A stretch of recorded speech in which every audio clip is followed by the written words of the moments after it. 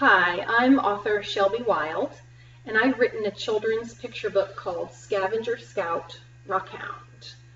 And this is the story of a 7-year-old rockhound named Scout who absolutely loves rocks, and even more, she loves the thrill of the hunt.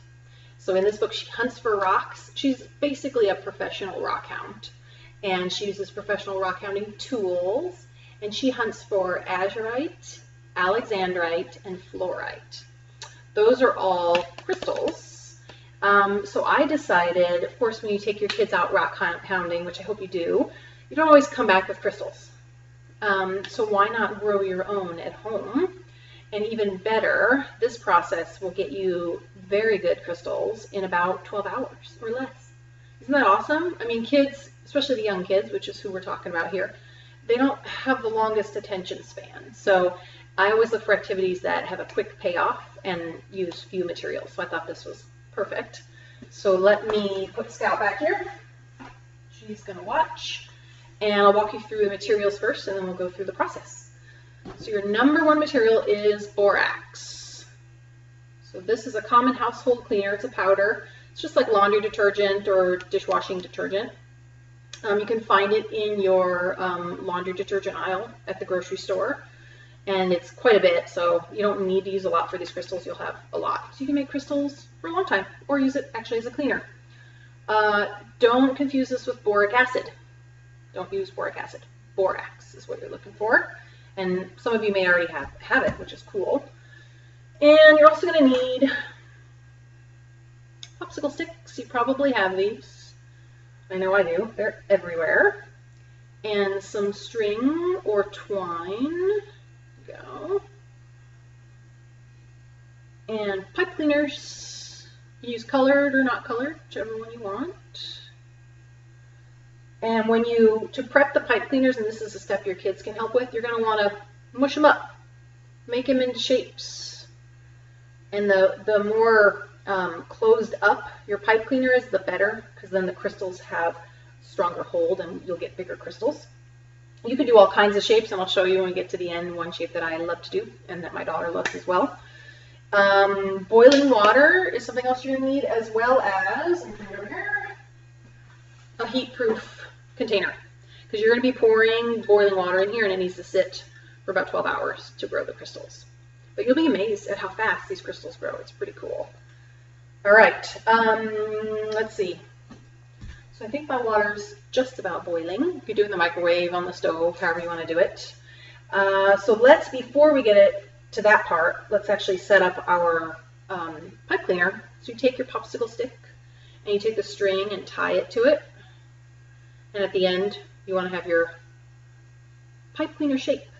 Before you pour your solution in here, measure it. So put it on the side or wherever it needs to go, and make sure your pipe cleaner is not touching the bottom of the glass, because otherwise the crystals will grow, and if it touches the bottom, they will stick.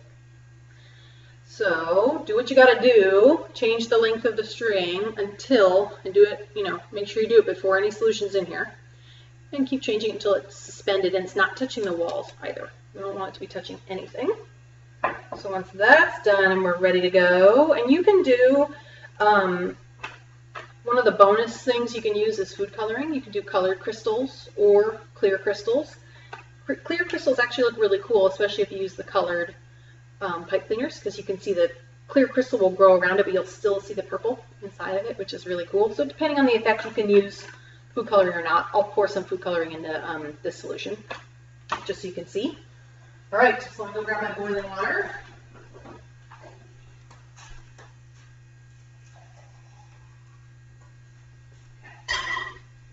So I've got it in my heat-safe container. And so we're making a super saturated solution. And the ratio is 1 cup of water to about 4 tablespoons of borax. It's anywhere between 3 and 4. So I've got 2 cups of water here. So I've got 8 tablespoons of borax. And I just do little by little and keep adding it. You want your solution to be pretty clear when you're done. You don't want it to be cloudy. Otherwise you'll have cloudy crystals, which is not the worst thing in the world. The kids won't care, but so keep adding it, pretty much, I think this whole thing can go in. Keep stirring it. So it's just like you're making simple syrup. If it's just sugar and water you want to keep, that's why you want really hot water, so it can dissolve really well. Keep stirring until it's pretty clear. You can really see the spoon in there, which is great. Add a little bit more. So the ideal kind of state of the solution would be a little tiny little pile of powder in the bottom, kind of swirling around. That's when you know you've got the perfect amount of borax. I'm going to do a little bit. I will say I've been less than accurate in making this before, and the crystals still turned out. So it's not like you're trying to be perfect. Who has time for that with little kids? Sure you don't. Okay, this looks great. Great, I'm going to add food coloring to this. Again, you don't have to. If you're going to, be ready to invest in some food coloring because you have to use a lot of food coloring in order to turn the crystals a color. So I'm going to use blue. You're going to basically turn this water almost black with the blue. So you're going to put a ton. That looks cool. Woohoo. And if you don't like the clothes your kids are wearing, they can help with this step too. Because they're definitely going to get it on them. So there you go. This is super dark. This may not even be dark enough. It might be light blue crystals, but okay. Got the solution done. And the last step is to suspend this. Again, not touching the sides, not touching the bottom. You can see that right there. There you go. And so this is really hot water still. So just put it somewhere where the kids aren't going to get at it. I put mine in the garage. I don't have to worry about it. And literally in less than 12 hours, you will have something. I want to give you an accurate one. Here you go. You'll have something that looks like this. Stop it from spinning. There you go. Check that out. This is less than, I made it at 9 o'clock on, I want to say 9 o'clock at night. And by 7 a.m. the next morning, this is what it looked like. So this is purple crystal, and this was super dark water, so you can see how the crystals are only just barely light. But because I used a colorful pipe cleaner underneath, it still looks really good. So that's one example. Here's my favorite one because I love azurite, and azurite is a blue crystal, although much more vibrant than this one, but this is my attempt at it. So check this guy out. Look at this. So this is the one where I coiled it up, kind of like this yellow one. I wrapped it around my finger and then pulled it off. So there's that.